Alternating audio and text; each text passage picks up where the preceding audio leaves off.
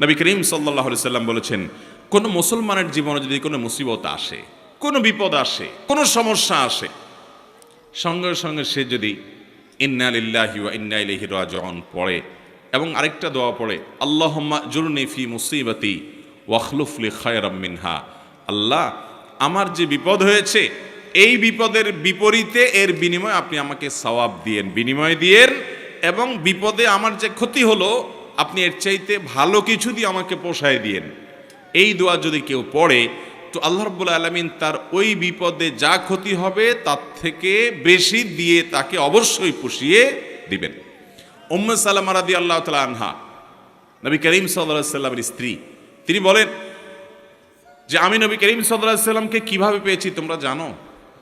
অদ্ভুত ঘটনা, শিক্ষা নেওয়ার মতো একটা ঘটনা। তিনি বলেছেন যে আমার স্বামী আবু সালামা যখন মারা গেলেন আমি খুব বেশি ব্যথিত হলাম, মর্মাহত হলাম যে একজন ভালো সঙ্গী হারালাম, স্বামীকে হারালাম।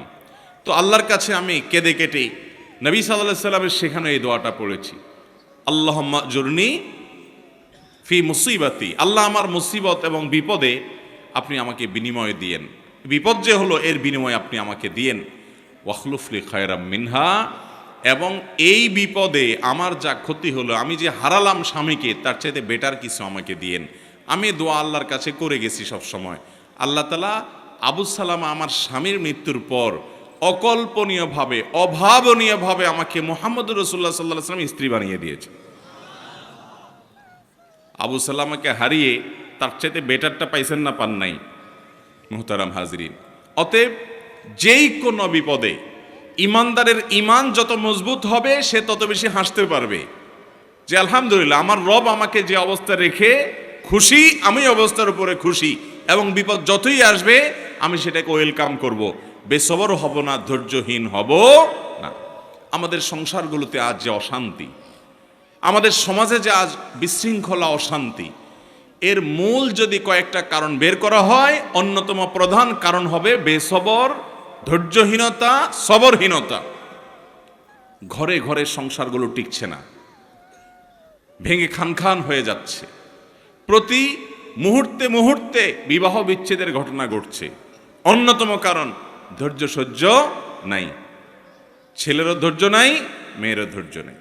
কিছু হলেই সব হটমেজাজি হয়ে যায়, সবাই কাট্টি দেওয়া শুরু করে। কাট্টি বুঝেন তো? আপনাদের এলাকায় কি বলে? দোস্ত দোস্ত একটু অভিমান হলে, রাগারাগি হলে বলে না তোর সাথে কাট্টি, এই যে তোর সাথে আর কথা নাই।